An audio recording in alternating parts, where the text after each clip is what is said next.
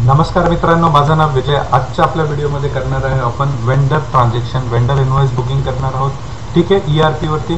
So मी इथे काही दोन एंट्रीज केलेल्या आहेत। ठीक आहे, furniture account debit to ABC vendor limited 2 lakh rupees and office chairs account debit to 1,50,000 to XYZ vendor limited. ठीक आहे, सो वेंडरची नावं तुम्ही काही घेऊ शकता। फॉर आपण या दोन एंट्री करून बघणार आहोत ERP मध्ये। सो टी कोड आपण यूज करणार आहोत FB60 फॉर वेंडर इनवॉइस। ठीक आहे, सो आता लगेच आपण ERP वरती जाऊया। ठीक आहे, मी GL ऑलरेडी क्रिएट केलेली आहे। जर GL कसे क्रिएट करतात त्याची जर व्हिडिओ बघायचा असेल तर तुम्ही माझे प्रिव्हियस व्हिडिओ बघू शकता। ठीक आहे, सो मी कंट्रोल N करतो तरी पण मी तुम्हाला एकदा GL दाखवतो। ठीक आहे, सो इथे FS00 GL क्रिएशनचे टी कोड आहे। त्याच्यानंतर इथे टँजिबल असेटच्या अंडर मी बनवले फर्निचर आणि ऑफिसचे, बरोबर आहे। ठीक आहे, सो असे माझे 2 GL क्रिएट आहेत। त्याच्यानंतर आपण जाऊया ट्रान्झॅक्शन विंडोवरती। मी स्लॅश एन करतोय, पूर्ण एंड करतोय। ठीक आहे, तुम्हाला वापस दाखवतो path SAP easy access home screen. आपण एंड युजर ॲक्टिव्हिटी करतोय। Accounting invoice, SAP menu list, accounting, financial accounting, accounts payable, त्याच्यानंतर डॉक्युमेंट एंट्री। सो फर्स्ट आहे FB60 इनवॉइस। ठीक आहे, सो त्याच्यावर डबल क्लिक करायचं आहे। डबल क्लिक केल्यानंतर तुमच्यासमोर ही अशी FB60 ची विंडो येतो। ठीक आहे, सो हे जो फर्स्ट आहे तो आपला हेडर डेटा आहे, जिथे वेंडर डिटेल टाकतो। वेंडर डिटेल्स आपण फिलअप करणार आहोत। Vendor always credit. ठीक आहे, आणि इथे खाली जो आहे तो डेबिट लाईन आयटम। ठीक आहे, सो आपण इथे वेंडर सर्च करूया। पहिले इथे चेक करायचं तर की कंपनी कोड आपली आहे का। ठीक आहे, सो TATS आपली आहे कंपनी कोड। ठीक आहे, जर नसेल तर इथे कंपनी कोडवरती क्लिक करायचं। इथे तुम्हाला दिसतंय कंपनी कोड, इथे कंपनी कोडवर क्लिक करायचं। इथे तुमचा कंपनी कोड ऍड करायचा आणि क्लिक ओके। ठीक आहे, सो इथे अपडेट होऊन जाईल। सो आता वेंडर सर्च करूया। F4 नी सर्च करू शकता किंवा इथे सर्च आयकॉन आहे,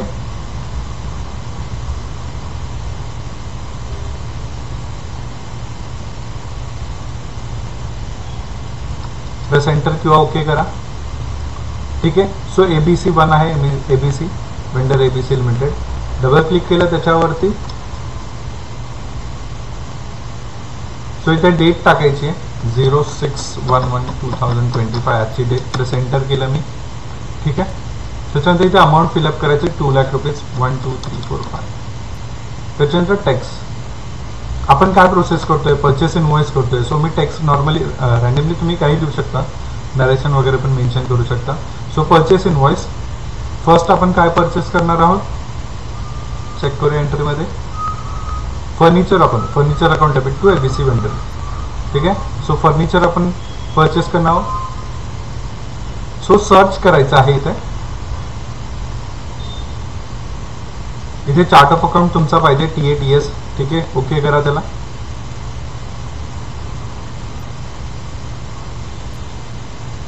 सो फर्निचर अकाउंट इथे आपला GL आहे, furniture account 2 lakh rupees.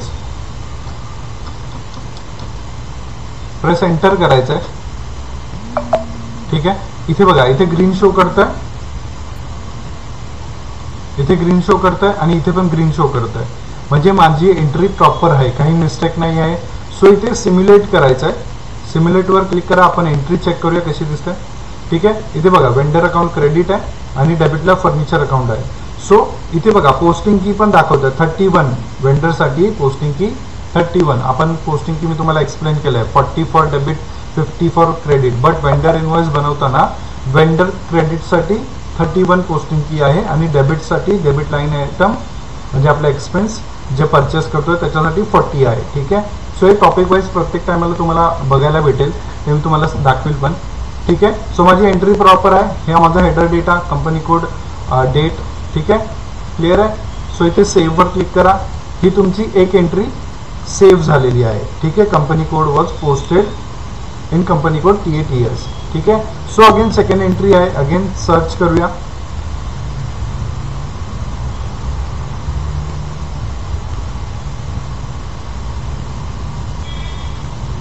Press enter.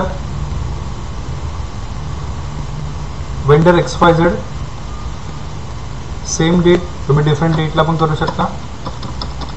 ठीक आहे. अमाऊंट असेल 1,50,000. टॅक्स असेल purchase invoice. Same again F4 करून सर्च करा GL ला. प्रेसेंटर. Office chair. ठीक आहे. सो ऑफिस चेअर 1.5 लाखाचे ऑफिस चेअर घेतलं. मी स्टार प्रेस करू शकतो, तो अमाऊंट ऑटोमॅटिकली डिडक्ट करेल. प्रेस एंटर केलं. ठीक आहे.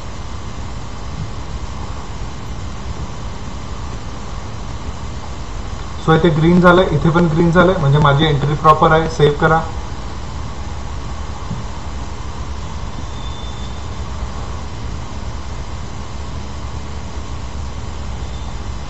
सो 2 एंट्री मी पास केलेल्या आहेत. ठीक आहे. सो बॅक आलो आपण. आता एंट्री तुम्हाला बघायची असेल तर कुठे जाणार आपण? डिस्प्ले एंट्री बघूया आपण कशी करतो. स्लॅश एन करतो मी एंड सेशन. ठीक आहे. सो इथे डॉक्युमेंट एंट्री मध्ये आपण FB60 इनवॉइस केलं, बरोबर आहे. ठीक आहे. सो अकाउंट्स पेएबल मध्ये अगेन, त्याच्यानंतर अकाउंट मध्ये आल्यावरती FBL1N. ठीक आहे. इथे आहे display vendor line item display साठी FBL1N. पाथ पण आपला सेमच आहे. ठीक आहे. आपलं होम स्क्रीनवरनं इझी एक्सेस वरनं SAP मेन्यूवरनं accounting, financial accounting, accounts payable, त्याच्यानंतर अकाउंट आणि FBL1N display change line item. आणि जर सगळ्या एंट्री बघायची असेल तर FB03 मी माझ्या प्रिव्हियस व्हिडिओमध्ये दाखवलं. FB03 मध्ये आपण कसं चेक करतो. ठीक आहे. तिथे तुम्हाला सगळ्या एंट्रीज दिसणार, म्हणजे वेंडरशी related, general entry, customer entry. ठीक आहे. सगळ्या एंट्रीज तुम्हाला तिथे विजिबल होणार. बट पर्टिक्युलर वेंडरसाठी बघायची असेल, वेंडर लाईन आयटम चेक करायचं असेल तर हा टी कोड यूज करायचा आहे, FBL1N. सो FBL1N ने आपण चेक करूया. सो इथे पाथ मी तुम्हाला दाखवतो again. SAP easy access, SAP menu list, accounting, financial accounting, accounts payable, then accounts, त्याच्यामध्ये FBL1N display change line item second वाले. ठीक आहे. सो याच्यावर मी डबल क्लिक केला. डबल क्लिक केल्यामध्ये फर्स्ट मला कोणत्या वेंडरचा बघायचा आहे. सो इथे सर्च करा, त्या वेंडरला, पर्टिक्युलर वेंडरला सिलेक्ट करा.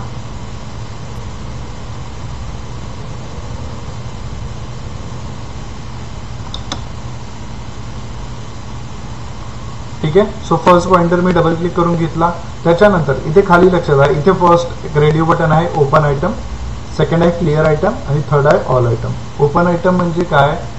ज्या वेंडरचं पेमेंट करायचं बाकी आहे ते झाले ओपन आयटम. जर तुम्हाला असे वेंडर बघायचे असेल तर तुम्ही ओपन आयटम. आता या वेंडरचं मला बघायचं की याचं पेमेंट किती करायचं बाकी आहे. ठीक आहे. इथे तुम्ही डेट टाकू शकता. ठीक आहे. त्याच्यानंतर जे सेकंड रेडिओ बटन आहे क्लिअर आयटम. क्लिअर आयटम म्हणजे ज्यांचं पेमेंट पूर्णपणे क्लिअर झालेलं आहे आतापर्यंत.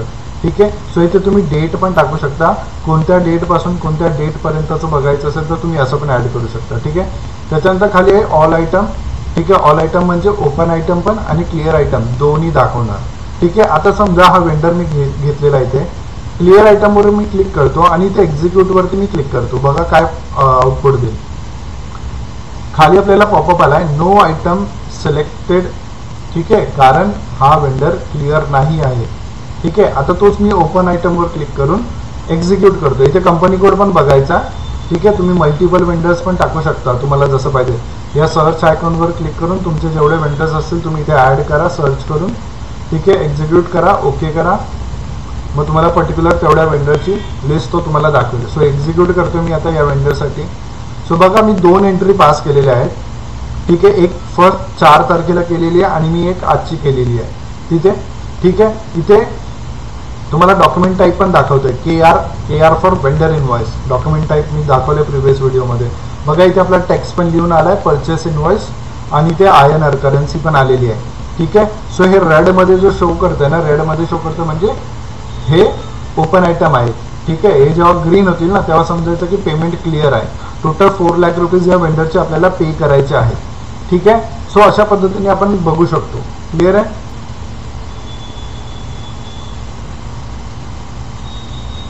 सो तुम्हाला या व्हिडिओमध्ये मला फक्त एवढंच दाखवायचं होतं की इनवॉइस कसे बुक करायचे आणि पेमेंट कसं पेमेंट डिस्प्ले कसं करणार, म्हणजे बॅलन्स कसं चेक करणार.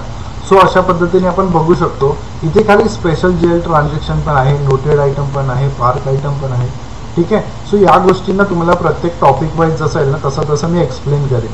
ठीक आहे. सो आता आज आपण ह्याच्यामध्ये काय बघितलं, एक तर वेंडर इनवॉइस कशी बुक करायची ती बघितली आणि वेंडर इनवॉइसचं जे पेमेंट बाकी आहे ओपन आयटम जे आहे ते कसं चेक करायचं ते चेक केलं. ठीक आहे. सो अशा पद्धतीने आपण चेक करू शकतो, वेंडर इनवॉइस बुक करू शकतो आणि त्याचा बॅलन्स चेक करू शकतो. ठीक आहे. सो नेक्स्ट व्हिडिओमध्ये मी वेंडर पेमेंट आणि पुन्हा लाईन आयटम चेक कसं करायचं, डिस्प्ले वेंडरचे बॅलन्स कसं चेक करायचं ते दोन्ही आपण करून बघूया. ठीक आहे. सो एवढं तुम्ही ट्राय करून बघा तुमच्या सिस्टमवरती. ठीक आहे. सो भेटूया नेक्स्ट व्हिडिओमध्ये. आय होप सो तुम्हाला व्यवस्थित समजलं असेल. थँक्यू सो मच मित्रांनो, धन्यवाद. भेटूया नेक्स्ट व्हिडिओमध्ये.